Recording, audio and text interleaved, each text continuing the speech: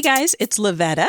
And it's Miriam. And this is the Notorious Women Podcast, a comedy podcast about some of history's most notorious women. Yes, yes. We're back for another week. Did you guys miss us? No? They're saying yes. Can you hear it? I can hear it. I know, really right? We'll hold for applause. How are you? I am sweating. If I had balls, I'd be sweating my balls off. It is so hot. I'm actually sweating my balls off, and I don't have balls to sweat off. It is so hot. It's stupid. It's stupid. It is only June. And I don't have AC, peoples. Just so you know, it is so hot for me. But I am cooling down with some ice. You know, I'm going to try a hack where you put ice behind a fan.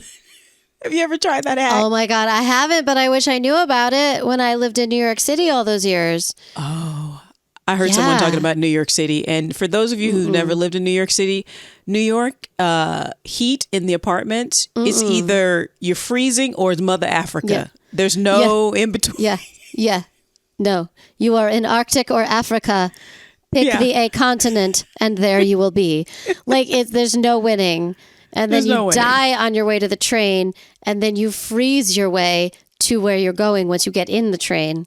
Yeah. Yeah. I don't know why I'm complaining about something I no longer have to deal with, but here we are. I am hot here. I mean, thank God. I prefer hot over cold. That's just me, but.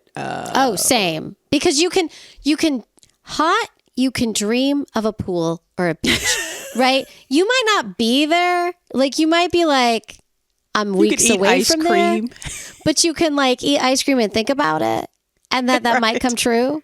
Because everyone has a pool. There is always a pool to find. I know, because I find them all. Because I love pools so much.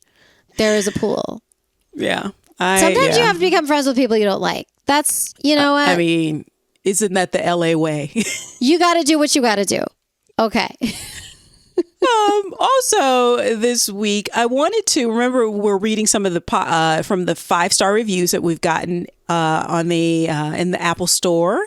So I just want to read a couple more this week. And guys, if you want to support the show, you can also do that by leaving us also your version of your 5-star review. Yes. 5 stars. It really, really helps people find the show because we're trying to build our audience and also DM us, do all that stuff too. But a 5-star review really goes a long way in helping the show. So I'm just going to read a couple more. So we have one here from G. Steinberg, and it's entitled, "I love that they include trans women." Oh, yeah. This is such a wonderful discovery. They talk about all kinds of women, but the fact that they bring trans women to light specifically inspires me. From 1550s, they were like that. Our episode on 1550s. I love her so much. She's one of my favorites. Yeah, I don't want to play favorites, but I do, and she's we have a favorite. Inspires me to write this review. She goes on to say, I'm assuming, or they go on to say, because this is so important. The women are lots of fun and funny too. So listen to the whole thing, but especially this episode. Aw, thank you. I'm trying to remember which episode that is. I think it's one of our earlier ones. It's one of our earlier ones. Go back. Now we have so many. I know. Listen to all of them. You know what you can do, guys? Download all the episodes and then just go back and listen to them at your leisure. Yeah. No pressure. Just do that. No pressure. Thank you. And then another one from Gio Gabrielle.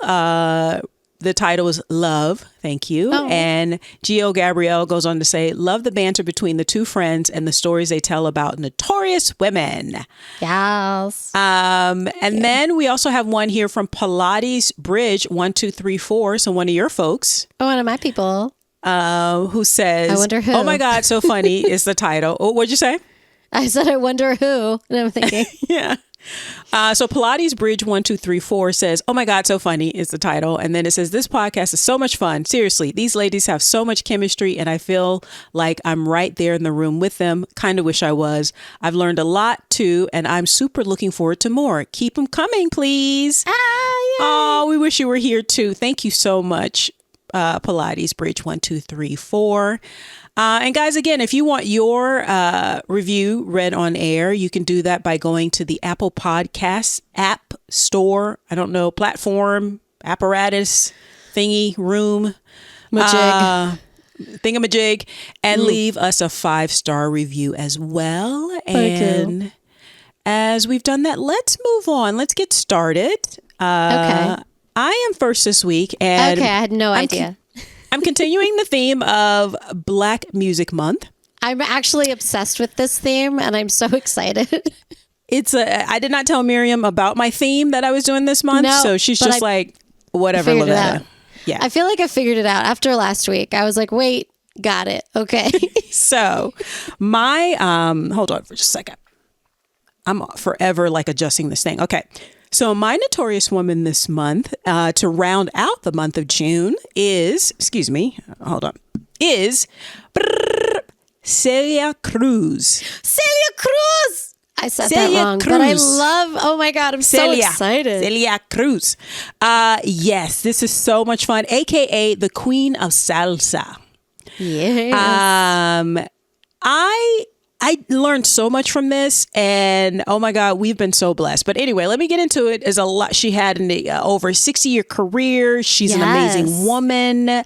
So let's get into it. Program note, because she's from Cuba, a lot of this stuff I will explain in the way that the West or Americans, I mean, Cuba's in the West, but Americans can kind of understand.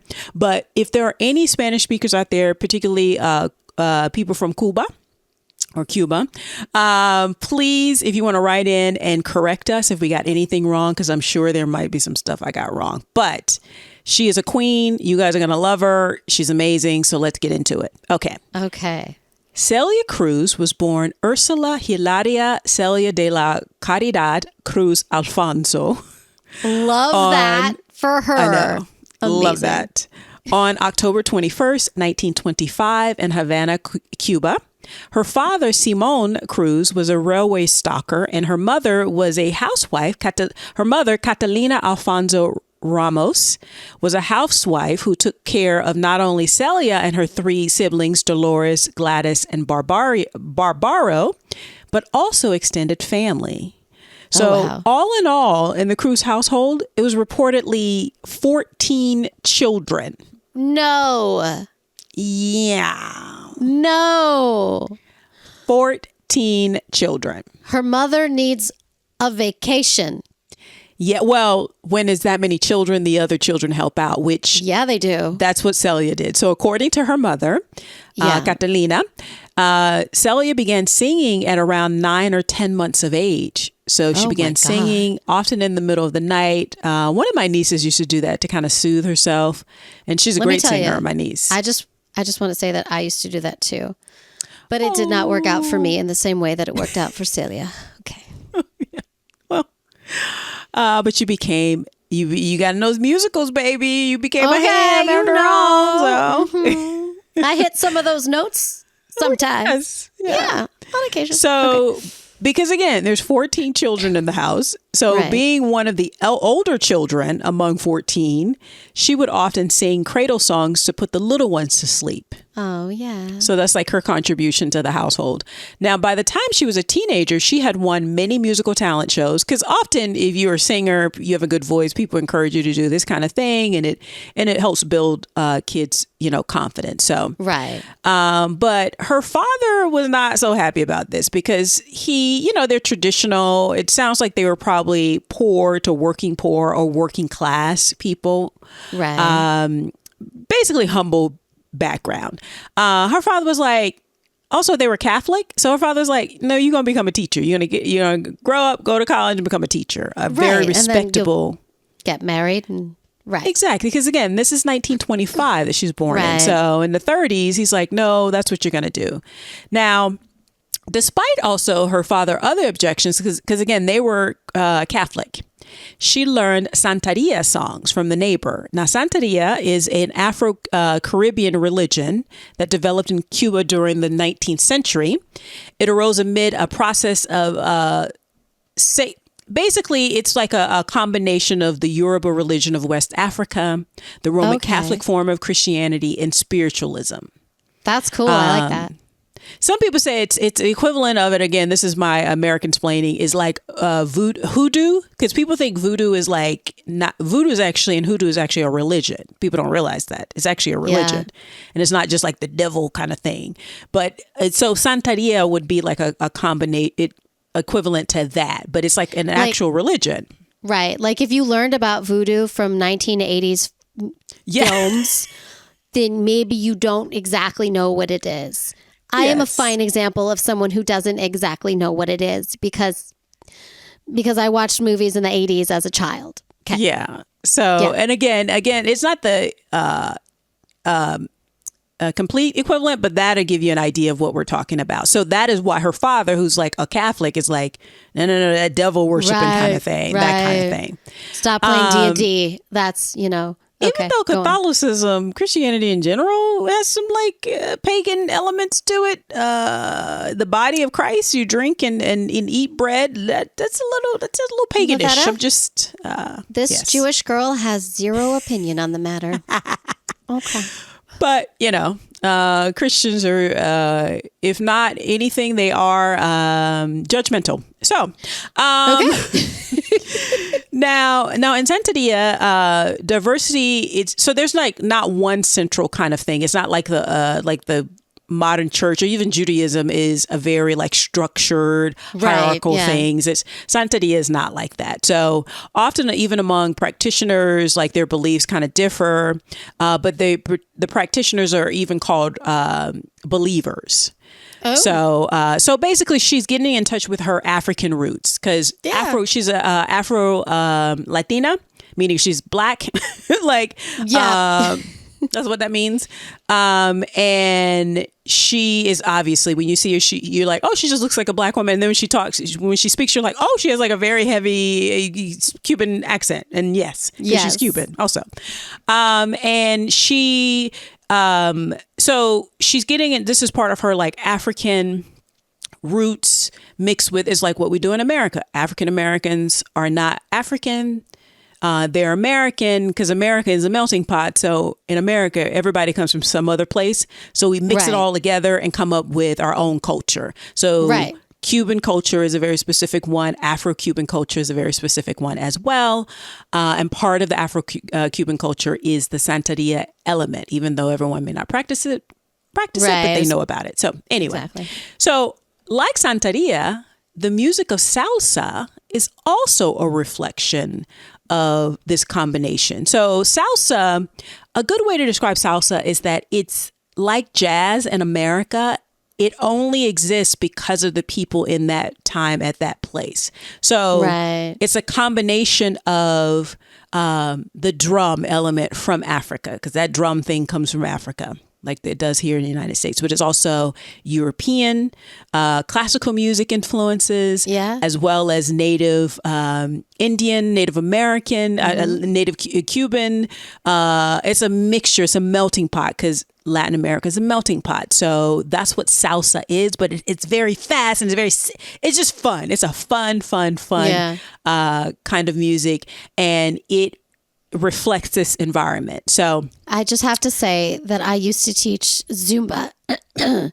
So excuse me, I'm well versed in white ladies salsaing. Okay. But salsa makes you want to move, and salsa is born out of Latin America. It's or uniquely Latin America genre of music, just like dance hall. A couple weeks ago, I covered with, or last week actually, with Patra. Salsa is the same thing with Latin America. And so growing up, it was already all around her, and Cuba in general, even then, was known to the outside world as having like this like very unique flavor, music, dancing, and like amazing live performances. So, but like basically in Wikipedia, the definition of salsa is a style of Caribbean music combining elements of Cuban, Puerto Rican, and American influences. So it also has the American jazz influences as well, just like dance hall. Salsa is so fun. I love it so much. And now I really want to go salsa dancing. Okay, go on. Now, because most of the basic musical components predate the labeling of salsa, there have been many controversies regarding its origin. But just know it is a uniquely Caribbean / Latin American flavor kind of music. So now by the time she was a teenager, like I said, she had won many talent contests. And she was also influenced because she's listening to salsa all around her as well. Right. And then she's also singing Santeria songs. So she's getting her own voice, quote unquote, her own artistic voice. So when she enters into this music, she's bringing all of that with her. So she's winning these talent contests, and but she's not sure. It's just something, she's good at it. It gets her attention. I'm sure she's won, a little money here and there. But it wasn't until one of her teachers told her that as an entertainer, she could earn in one day what most Cuban teachers earned in a month, that she was just like, oh, maybe there is something here. Maybe I have a new plan. Yes. Yeah. So, but in 1947, like a good Catholic girl, she studied music. She attended university and studied music, theory, voice, and piano at Havana's National Conservatory of Music. Okay. So she was also classically trained. So while she was still in school, she started singing in Havana's most popular cabaret clubs, including the famous Tropicana Club. That's big time. I've heard of that.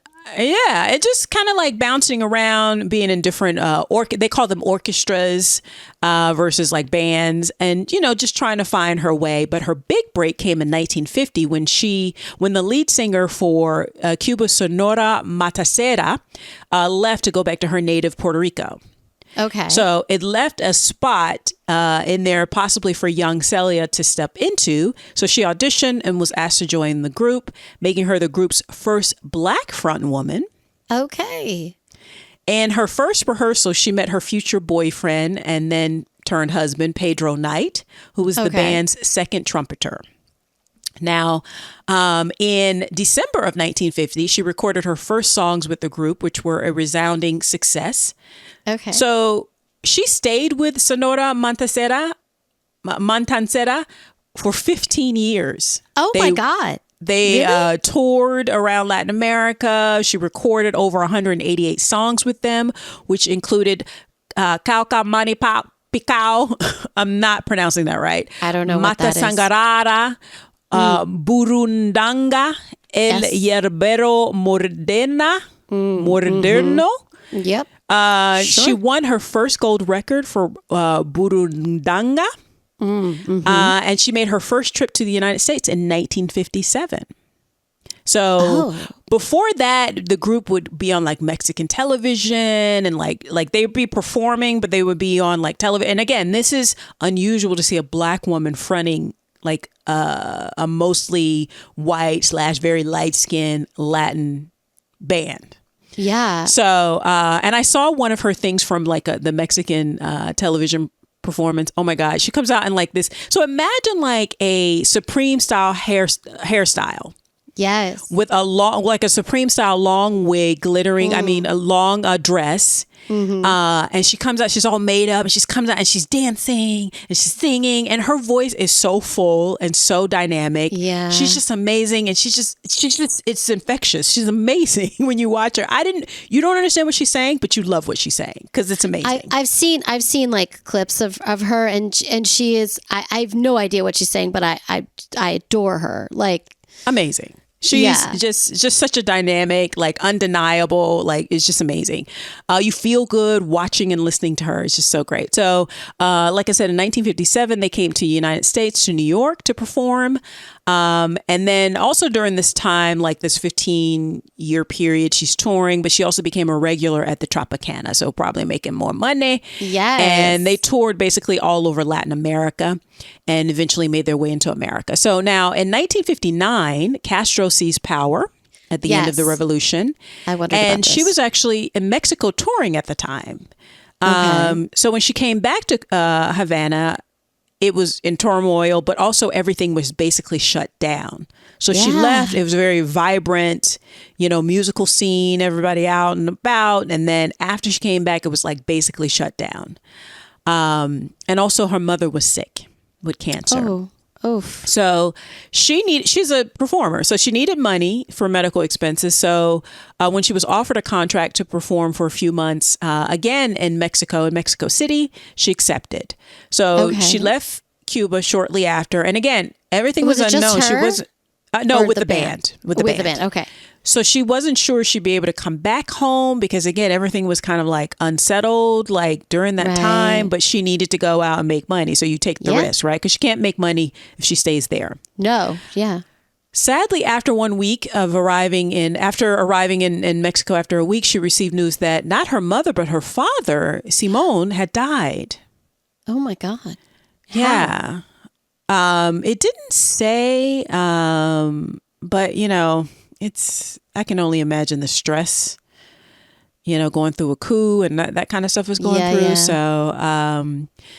Yeah. So she had been, now early on in her life, just a side note, she had been pro-communist, and that, it's for the people, because communism in its pure form is like, let's distribute resources, help everyone out, Right. But then when people get in power, they often change all of that. It don't work because of the people in power.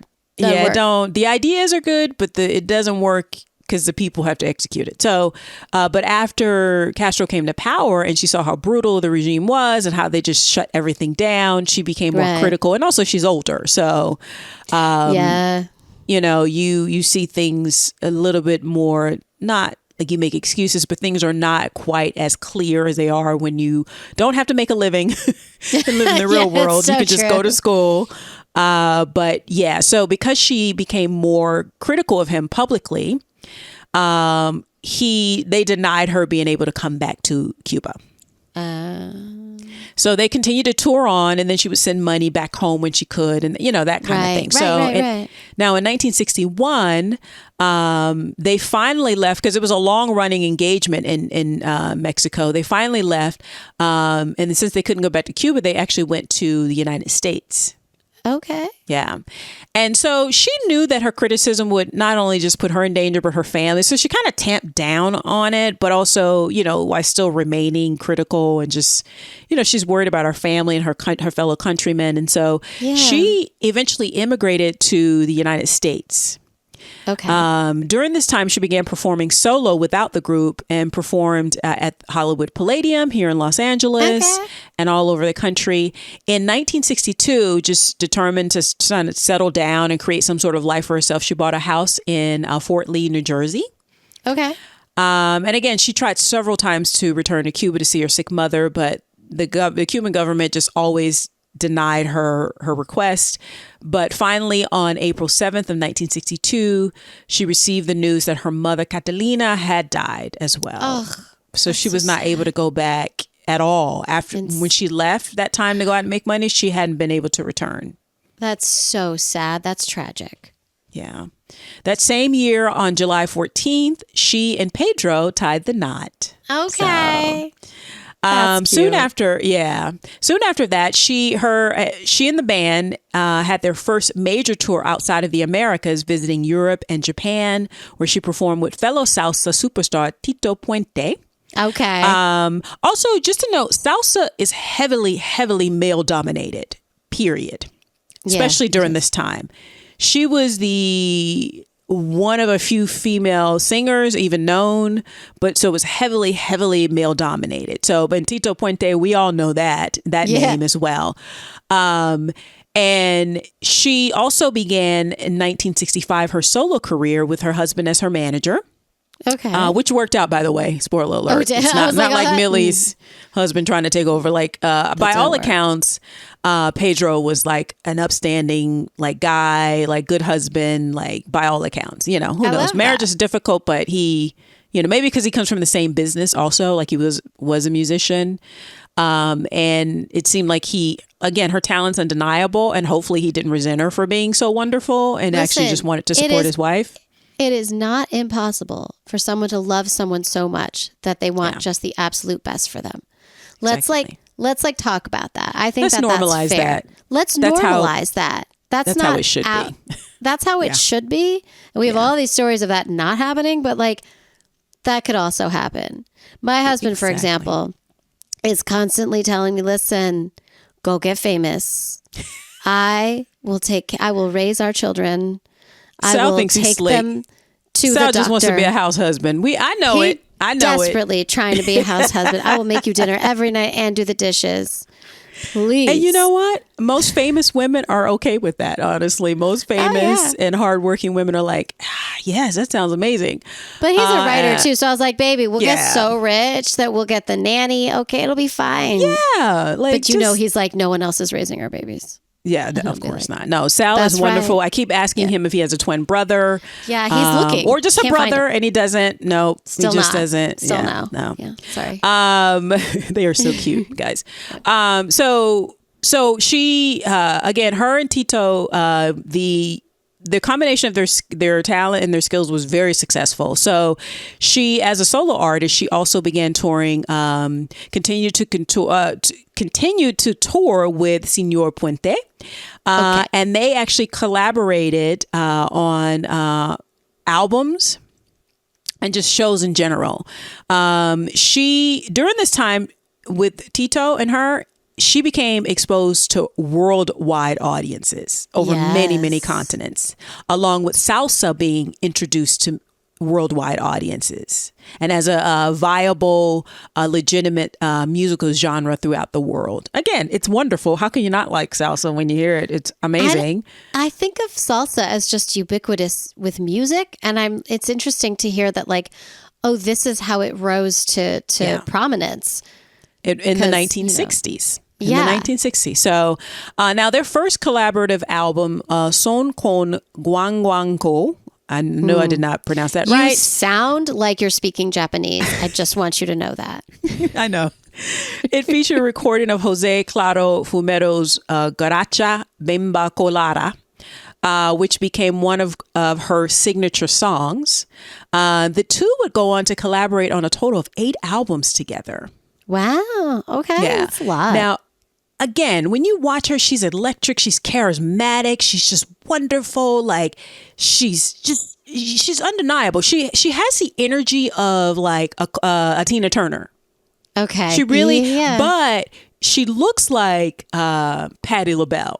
She reminds you in looks wise, she looks like Patti LaBelle and can sing like Patti, but she like her energy, and not that Patty's not like energetic, but Miss Patti is like a vocalist for first and foremost, where with salsa you're also dancing. So it reminds me of Tina Turner in that sense. Like she's very electric, just for our American audiences or even our audiences in Europe. So just imagine like someone who looks like Patti LaBelle and has the voice of Patti LaBelle and Tina Turner, but has like the energy on stage like Tina Turner. So, but it's salsa and it's in Spanish and it's wonderful. It's wonderful. Now in 1974, her collaboration with Johnny Pacheco, the label's founder and musical director of a new, it's called Via Records. She sang, they had an album called Celia and Johnny, and the lead single Kimbara was both a commercial success. Like it was just like one of those things that everybody was singing. It was everywhere. It was on the record. Yeah. That same year, Fania Records, the leading salsa record label, acquired Tito and Celia. They actually signed them to an imprint Via Records, where she remained until 1992. Oh, wow. Oh, that's so she's time. in with because they probably looked at her success with Tito Puente, and then they were like, well, that works. So let's put her with some other big wigs. Yeah, right. Now, with Fania, she became part of the Fania All Stars, which was basically they found all of the great salsa singers, like the big ones, because they realized like this is going somewhere. It's worldwide. There's enough work for everyone, but they put them all together and they would tour around in performances. Can you imagine?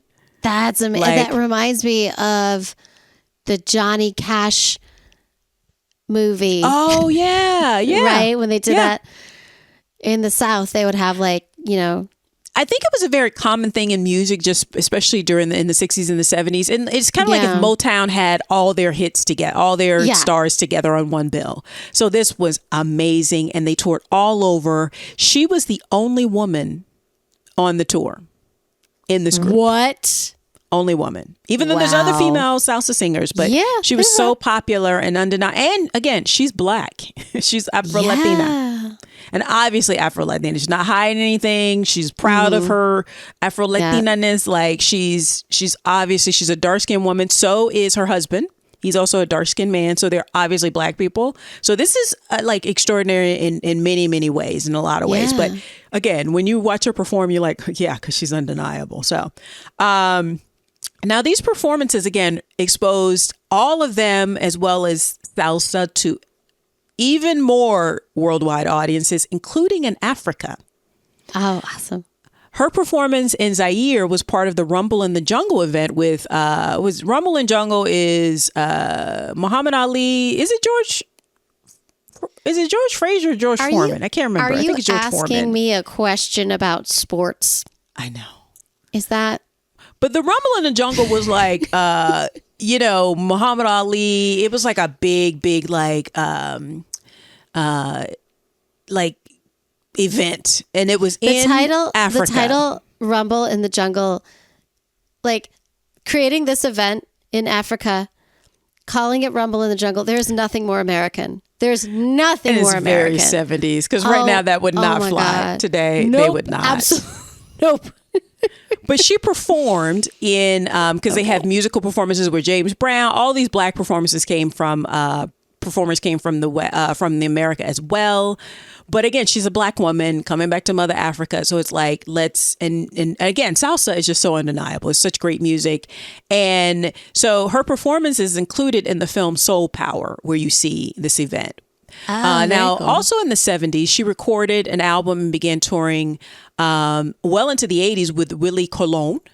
While touring with him, this is where her even more flamboyant costumes, and this is where she also reminds me of Patti LaBelle. So imagine Patti LaBelle in the 80s. Remember in the 80s where she had like the spiky hair? Remember? Yes. I got a new attitude. Yes. Oh my God. Yeah. Yes. So it's kind of like that, but it's also in the tradition of her culture. So there's also a lot of feathers. It reminds me of Carnival. Yeah. Like it's just very like sometimes they'd be like just various colored wigs, tight sequin dresses, very high heels. Just her fashion became as synonymous and as famous as her singing style and her name. So some of these outfits were so extraordinary that the Smithsonian Institute acquired some of them. Wow, that's cool. So just amazing. Like she's just an amazing. Yeah, at this point in her career, she's a household name worldwide. She didn't slow down throughout. And again, remember, she's living in the States also. So now we are becoming more aware of her because in proximity wise, but also salsa music in general. And then we have a large Latino population in the States. Yes. We've always had a large, for hundreds of years at this point. So salsa is really coming to the forefront. Now throughout the 80s, she continued to record and tour. She also received her first tribute career concert at Madison Square Garden in 1987. No, wow. Yeah. Finally, in the 1990s, so she's having all this success, but, personal heartache because she wasn't able to see her parents or her family back in Cuba. Yeah. But finally, in the 90s, she was able to return to Cuba, where she was invited to make a presentation at Guantanamo Bay Naval Base. Oh, wow. When she came out of the presentation, she took a few grams of Cuban soil and put it in her bag. And at her request, she wanted the bag to be placed in her coffin when she died because she wasn't sure she was going to be able to move back to her hometown, or to her home country. Now, and again, she is a bona fide household name, huge worldwide success. In 94, she received the National Endowment for the Arts Award from President Bill Clinton. Excellent. In the 90s, she also began appearing in TV and film, including Mambo Kings along Armand Asante and Antonio Banderas. Okay. She was in the Perez family film with Alfred Molina and Angelica Houston. In 1999, she performed with Pavarotti for the Pavarotti and Friends concert. Oh, wow. I would love to see that. Go on YouTube. It's all there. In the 90s. And the great thing about Miss Celia Cruz is that she also grew with the times. Like, she knew you had to be hip. She always innovated with the times. And then young people also adore her. Because again, if you are a performer and you see her, you're a musician, you're like, she's undeniable. I want to be there. In the 90s, Wyclef Jean of the Fugees fame remade her famous Guantanamero. I know I'm butchering that, but it's like one of her famous hits. Yes. Also, just a side note, one of her catchphrases was Azúcar, meaning sugar. Azúcar. It's terrible Spanish. But she's just so... I could listen to your Japanese Spanish all day. Okay. It's so funny because in high school, that's what I studied. It's got its own flavor. It's Azúcar. I'm from Florida. My Spanish should be much better than it is. So much better. Terrible. Azúcar. Anyway, but it means sugar. And so she would, that's her catchphrase, right? Which is just so amazing. She's just so amazing. So Wyclef Jean remade one of her famous songs, which she loved. She appeared in the music video and she embraced the young people and she wholeheartedly embraced the remake. Just a cool lady. In 2000, she released a new album under the auspices of Sony, because now she's with Sony, Celia Cruz and Friends, A Night of Salsa, where she recorded with Tito Puente, who died shortly after. It's unfortunately her long-term friend, her lifelong friend at this point. Thanks to that album, she won her first Latin Grammy. So she's an elder lady now. She's an older lady of a certain age now, and she's winning Grammys. Okay. In 2001, she won her second Grammy. Wow. That same year, she performed along with Mark Anthony, who's also another salsa singer who we love. Mark Anthony. Oh, I love his voice. In a tribute to the Aretha Franklin, the Queen of Soul. So the Queen of Salsa is singing a song with Mark Anthony to the Queen of Soul for VH1. I love it. I love it. And that's the thing I will say about Black Americans. We love when we see Black people from other parts of the world. We love that. So when we got exposed, I'm sure, to Celia Cruz in the 60s, we were like, what is this beautiful thing that I'm listening to and watching?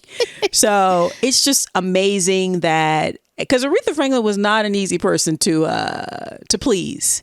So the fact that she agreed to have Celia Cruz sing in her tribute, it says a lot, because the Queen of Soul was not having it. She did not suffer fools gladly. So, nope. So but I just imagine like they were probably like, oh my God, what is this? It sounds so good. Anyway. So in November 2002, unfortunately, she fell during a concert in Mexico. She was diagnosed with an aggressive form of brain cancer and underwent surgery the following month.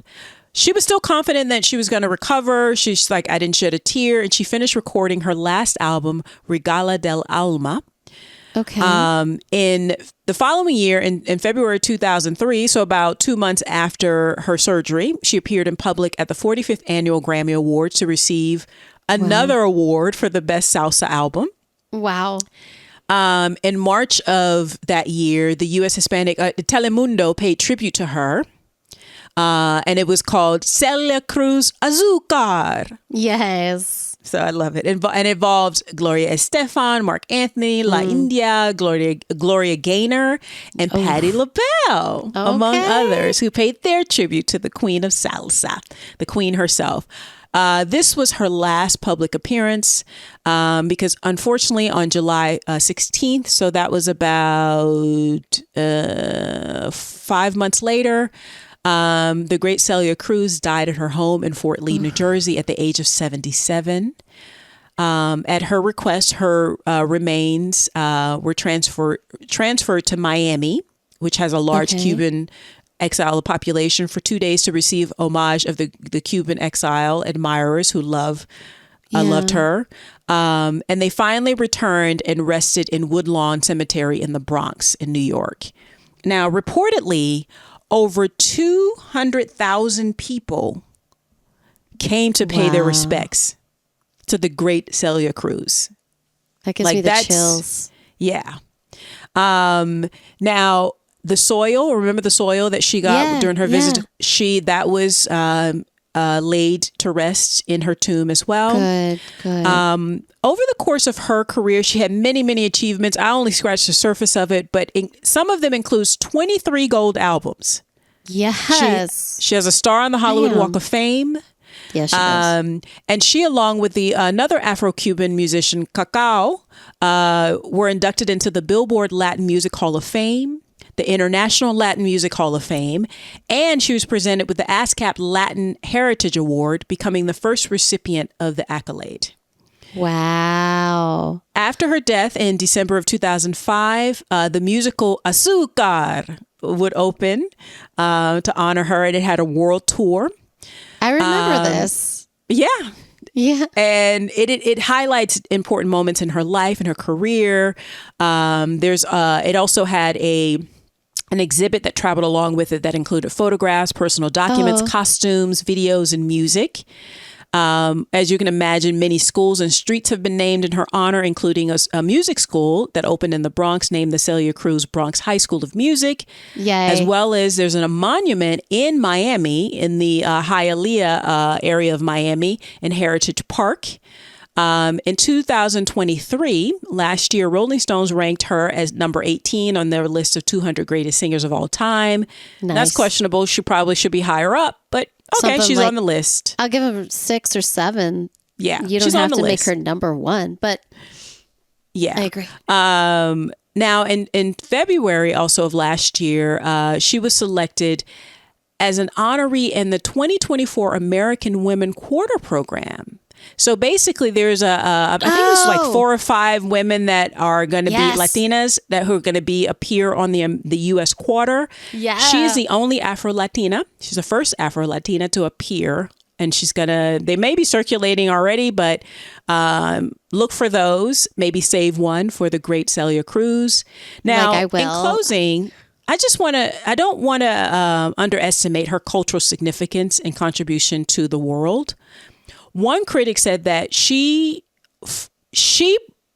Cruz is her, and probably one could argue Tito Puente as well, but definitely, as the only woman of such high profile, she brought salsa into the mainstream. It's because of Celia Cruz. Because before, salsa was more of a regional thing. It was known as something that's, maybe people hear it, and if you went to Cuba or Puerto Rico, like, you would hear it. But with her success, her being an ambassador for salsa music, for Latin people, for Cuban people, for Afro-Cuban people, it really made a difference. And one of the videos I watched in my research, Christina Milian, you know Christina Milian?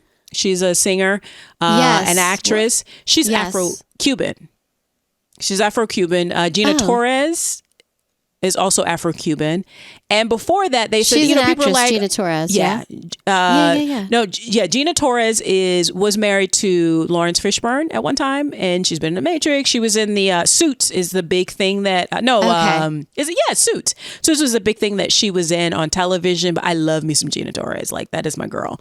She was in Hercules and Xena Warrior Princess. That's kind of like when she came on. Like, but when you see her, you're like, oh, I know who that is. But before them, people were like, but you're black, but you speak Spanish. Like, in America, we're just very confused about that. So Celia Cruz is really, because representation does matter. So because of Celia Cruz, people are like, oh, now I understand what Afro-Latino means, or Afro-Latina means. Like, I get that. But she, specifically with salsa, she brought that to the forefront and made it the mainstream music genre that it is. So one cannot overstate her influence in salsa or in music in general and as a whole. So the great Celia Cruz is the queen of salsa and the queen of our hearts over here at Notorious Women. She really is. I really wish that we had more money and we could start playing her music right now. Azúcar. Azúcar. Yeah. I mean, my accent is also awesome. Thank you so much for her. My She's pleasure. incredible. So much fun. I feel like we need like a Notorious Women soundtrack. You know what I'm saying? Like I would listen to it so much. Yes. Like, it would be And then it would be like Taylor Swift. And and also I will say this, the greatest combination of music ever. Millie Jackson, Left Eye, like TLC. I will say for a couple years now, I was like, I want to start taking salsa classes, but I was like, I don't know, but now knowing that Black people have such a big presence, in the form of Miss Celia Cruz. Now I feel a lot more comfortable because at first I don't want to be like one of those people appropriating. I'm not Latin, obviously, but just appreciating it. But it's also like, when you listen to it, you can't help but dance. And I'm like, I need to get into them salsa classes. Listen, first of all, I taught Zumba for quite a while. Okay. It was one of those things where my kids were at the YMCA and I was like a crazy person, free because my children were in childcare, right? And so I was like, I'm good at Zumba. And then they were like, okay, well, we need people to teach at this YMCA and you are crazy. So if you could get certified, we will hire you. And that is what happened. And then I became this Zumba teacher that nobody trusted because why is this white girl standing in front of me pretending that she knows what salsa is? But I faked it. I faked it. Because I love it. It's so and good. Miriam, we're going to remind our listeners, you have the equipment. You got the badonkadonk to make it look authentic. So, okay, I'm going to tell you a real quick story. When I was nursing my children, the first thing that happens, biology, when you're nursing, and every woman is different, and some women gain weight when they nurse, and some women lose weight, and some women don't move their weights. I happen to have the biology wherein not only did I lose weight, but I lost it from my bootay. My bootay disappeared. I remember, my husband was like, no, come back. But I was in a Zumba class, one of the Zumba classes that inspired them to be like, oh, she crazy. And I was doing a little butt shake and I was looking in the mirror and I remember thinking this is stupid. It only looks stupid when you don't have the booty because I didn't have it. It went away. It was like, what? What, you my hip bone? What is this? Yeah. Is my hip bone attractive? I don't know. It's so funny. I will say, as a fellow badonkadonk, where when you lose so much weight that you start to lose your butt, you get freaked out. You're like, what is going on? Like, am I sick? Not the plan. Like, what's wrong, doctor? I want my booty back. People aren't attracted to me anymore. I'm not attracted to me anymore. What's going on? Well, I guess you just kind of get used to your body the way it is, and then when it changes, Do you know who appreciated it the most? My fellow white women. Yeah. They were like, you look so good. Yeah, I know. It's that's something to say when you get complimented. It all depends on who it comes from, right? Yeah. Is how you take it. So you're just like, I don't know. So who's your notorious woman this week? My notorious woman. Okay, so I am following the thread. We're really taking this month very seriously. We don't take every month very seriously, but for some reason, you and I both went, June, let's do this. So for Pride Month, yay! Our last Pride Month lady is a fascinating woman. She showed up on my now the internet knows what I'm looking for, and it just popped up in a search of nothing. I wasn't even looking for anything, and Google was like, "Girl, I know who you're looking for." Ruth Ellis. Now, here's the thing: there is another Ruth Ellis out there, but she is the activist Ruth Ellis. Okay. There's a whole nother Ruth Ellis. Not her. This is the activist Ruth Ellis. Okay, this sounds very familiar, but tell me. I hope she does. Okay, so let's start with her life story. Here we go.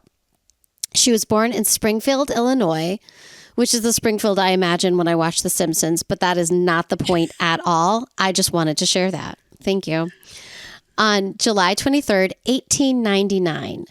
Now, she was the youngest of 4 children. So she had 3 brothers. She was the only girl. So Charles, Harry, and Wellington. Her mother was Carrie Farrow Ellis, and her father was Charles Ellis Sr. I read that her parents were former slaves, and I have no reason to not believe it. It was just one source, but none of the other sources said that, but that sounds right. Okay. Yeah. Her mom died when she was a teen, and her father... her father was the first African-American mail carrier in Illinois. So, okay. Now, I don't really know exactly like when her mom died, like in terms of her teen years, but like in 1915, so she's like 16-ish, 15, 16-ish, she came out of the closet. She told everyone she was a lesbian, and her family was completely accepting. Well, if they survived slavery, they're like, okay. Whatever. That's fine. Okay. Right?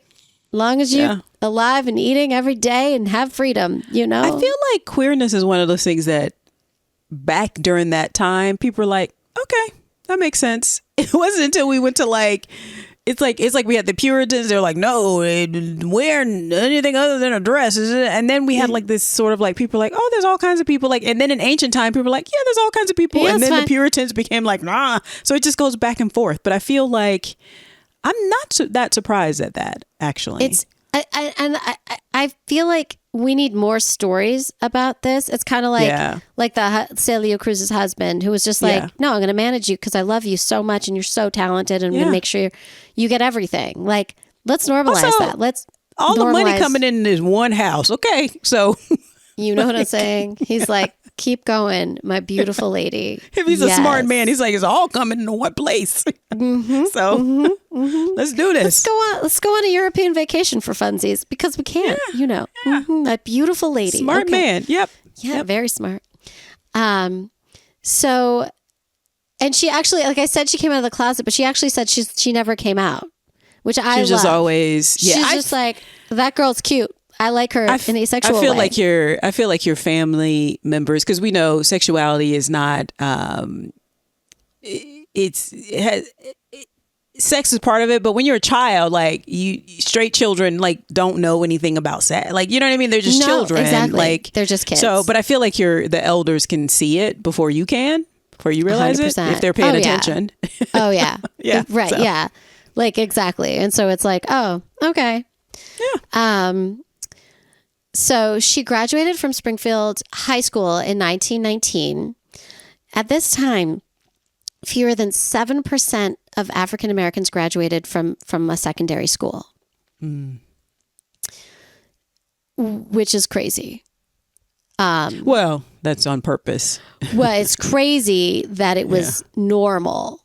Yeah. Right. It's crazy that we're assholes in this country. That's what I mean. Because it's crazy. Right after emancipation, Black people started all these schools. That's why we have HBCUs, right? So they're like, and then Black men are becoming congressmen, and like they're like want to contribute to America. And then with the compromise of 1900, 1900 fucked it all up. Then Jim Crow came into effect, and that's what Jim Crow wanted to do. It's like keep them dumb so they can stay in the fields, and we can have slavery light, which is sharecropping.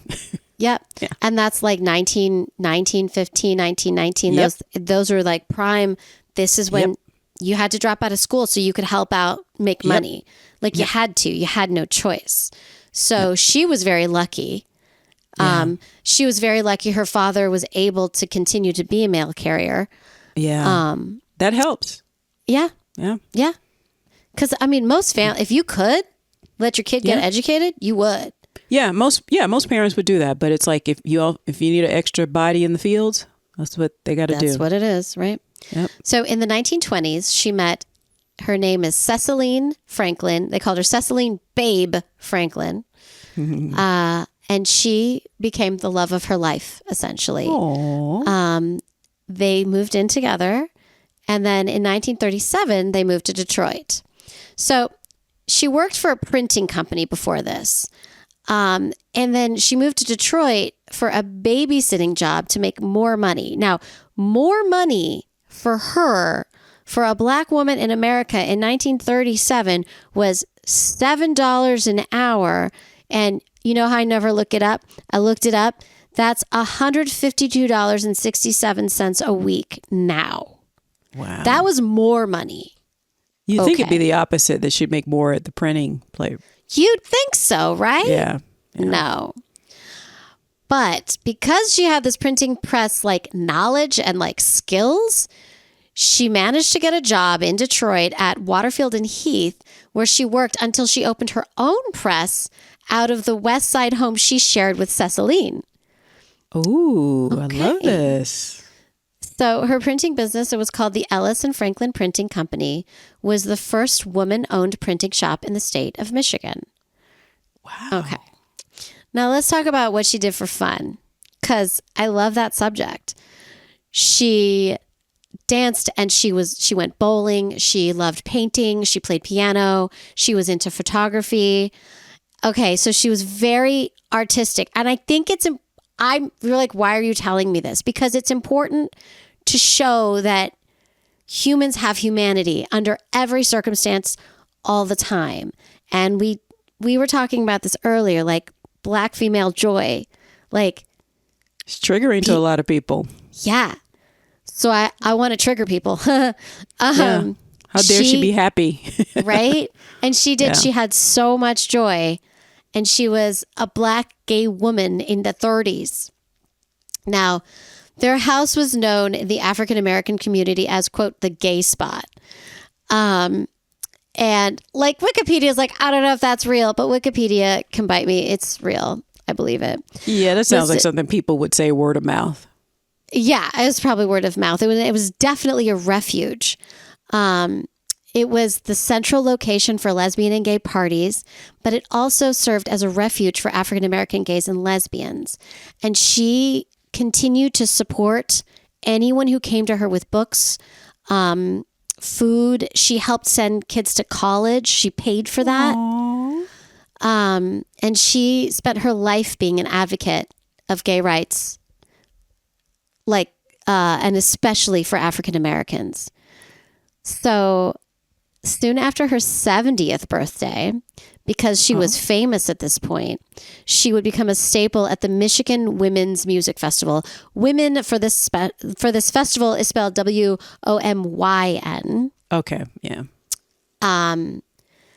At that age of 70 is the year Stonewall happened. Oh. And then when that happened, she began giving speeches in support of gay and lesbian rights all across the country. Oh, wow. Right? At 70, when you're probably tired. She's Also, like, I'm not tired. It's so funny because she had to become an entrepreneur, right? So probably to skirt discrimination at work and, and keep her from living her life out loud. But also she was at that age, she was old enough to she comes from a family who's just like, okay, you're gay. It's not a big deal. To then growing up and going into the workforce where you probably encounter it a little bit more. But we're also, because I feel like I was saying with that pendulum about acceptance and retreating. Yes. After the wars, especially after World War II, it became all about the men are back home now. Let's go back to quote unquote traditional stuff. Right. Yeah. So then the conservatism comes in, social conservatism, and then it pushed gay people back into the closet.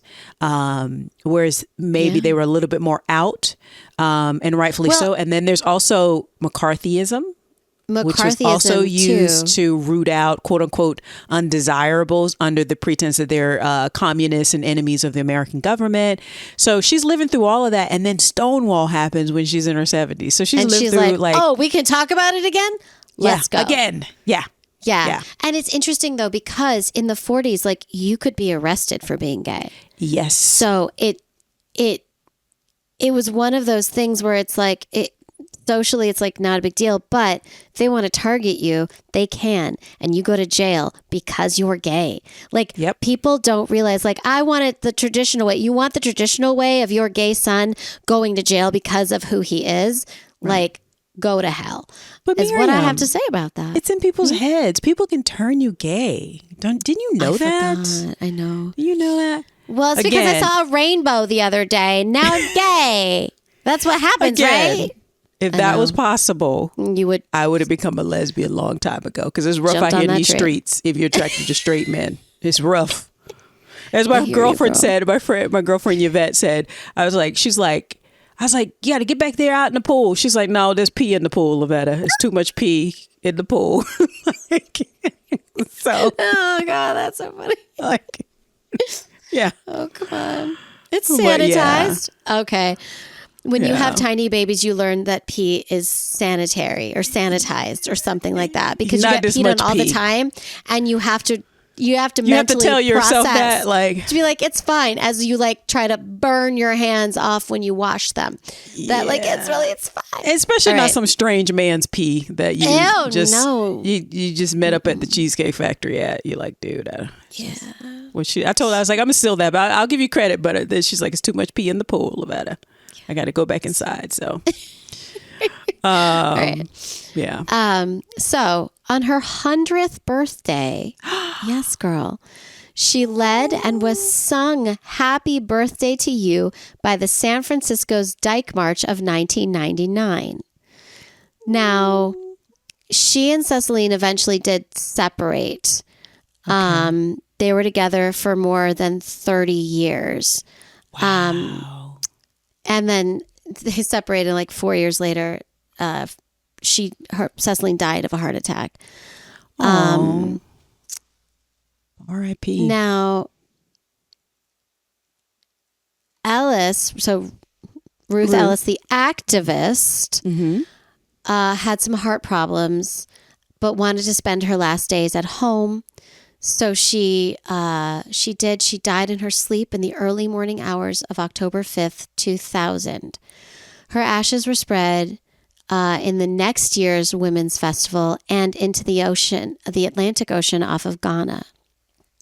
Aww. Now, there is a place called the Ruth Ellis Center, which honors her life and her work and is one of only 4 agencies in the United States dedicated to homeless LGBT youth and young adults.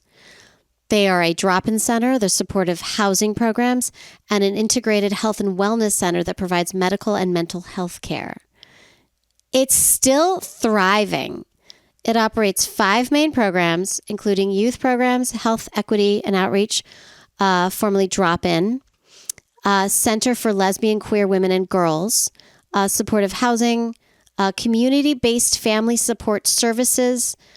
And so she knew about this program. It was created by other people in her name. Mm-hmm. But I want to talk about it because it's still there. And if anyone listening who might need some support, again, it's the name of the center is the title of this podcast, Ruth Ellis. Again, activist. So if you Google her and you're like, what? Activist. So a community of activists, including John Allen, Kofi Adoma, and Courtney Wilson, founded the center in 1999, the same year she was celebrating her 100th birthday. In September 2000, she was 101. Right before her death, she attended the grand opening of the center's first phase, which was a drop-in center for at-risk youth. In 2009, she was inducted into the Michigan Hall of Fame. And in 2013, she was inducted to the Legacy Walk, which is an outdoor public display, which celebrates LGBT history and people. She's also the oldest contributor to, quote, Piece of My, it's an anthology called Piece of My Heart, a lesbian of color anthology. And that is Ruth Ellis. Love that. I just love that. I love it when women can be whoever they want to be in the world. I think that it's interesting to note, and I've seen a theme where women who identify as some sort of queer, as who are some sort of minority, they were born into this world with a few steps behind, right? In terms of how far society behind of cisgendered white men are you, right? Yeah. So when they are supported at home, when they're when the first line of defense is there to protect them under every circumstance, they tend to thrive. Mm-hmm. They tend to not be our mass murdering women.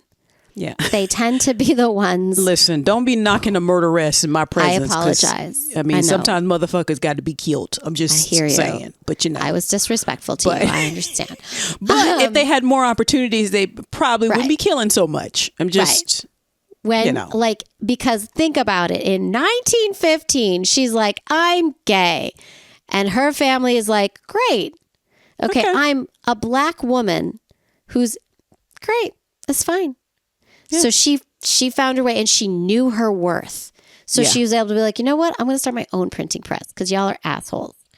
Right? Now, not everyone can do that. I know there's different circumstances, but like you have a much better shot if you're there for your kid, you know? You know that, our title is Notorious Women, and excuse me, I don't know what's going on with us too, but our title is Notorious Women, and we say, heroic or horrific, right? And most people will think, oh, it's only true crime, it's only murder, and again, I love a murderess, but also what makes a woman notorious is that she has the audacity to try and become happy and live her life on her own terms. That also makes her notorious. And that is why we can cover somebody like Celia Cruz, who went on to great, enormous success worldwide, world renowned from humble beginnings in Cuba, to someone like Ruth Ellis, who is an American woman who may not be world renowned. Maybe at this point she is, but she had so much of a positive influence on so many in her community, those who came in contact with her. And now we have this legacy of the center in her honor and in her name that continues to work. But the fact that she, like you said, she had the audacity to be like, I'm gonna start my own printing press so I can live my life out loud, so I can be with my woman. So, while living in the realities of a homophobic society, but like the fact that they had the guts or even like the desire and then the guts to be like, well, I'm just go for it. That also makes them notorious in this world, which is, I mean, that's why we love our show and that's why we came up with the show. Yeah. But like, that is also true. The fact that is why you can be heroic. Somebody like Coretta Scott King is also notorious because how dare she tries to like keep on the leg, but not only be like help her husband, like be like, well, you need to read this book, you need to read that book, but also go and get her education and then have the nerve to go and speak in world stages about, nonviolence or like queer rights or like whatever. How dare she not just be home in the kitchen? Like behind the doors and shutting up. Like, you know what I mean? Like, so I just love that about our podcast. And I love this about these two women. Thank you so much for sharing Ruth with us. Like, and guys, anybody listening, if they have like some personal stories attached to both Ruth and Celia Cruz, let us know. Write in. Write in. Again, tell us your stories and we'll read it. We'll read on them. Our next episode. Again, remember to follow us on all the things, on Spotify, Apple Podcasts, Amazon Podcasts, wherever you get your podcast, wherever your podcast catcher is. And leave us a 5-star review in the Apple Store because that is a worldwide thing and it helps people find us. Apparently, we have listeners in Asia, which I love. Yes, and they probably found us in the Apple Store. So, but all over the world. But and just keep supporting us. We love you guys. And Miriam, also Patreon. If you want to send us some cash, you can do that. You can contribute to the show for as little as $2 a month. I think you can also do $5 and $10 a month. You can also do a one-time donation of $5, $10, $50, $100, $100,000, whatever you want to do. We will take it. There's no limit. There's no limit. We'll pay our taxes. Don't worry. We will. We will. But you can do that at patreon.com/notoriouswomen. That's patreon.com/notoriouswomen. And Miriam, how else can they support and also find the show? So come to us on our Instagram. It's fun out there. It's a journey, which is Notorious Women Podcast. Notorious Women Podcast for our TikTok, Notorious Women Podcast for our YouTube channel, where you can listen to episodes if you want to. And then you can email us. If you have longer things to tell us, send us to our Gmail, which is notoriouswmpod@gmail.com. And that is that. Yeah. All right, guys. Thank you again for joining us. And hope you have a wonderful rest of your June. And Azúcar. Yeah, that's terrible. That was so good, though. I'm sorry. Bye-bye. Bye.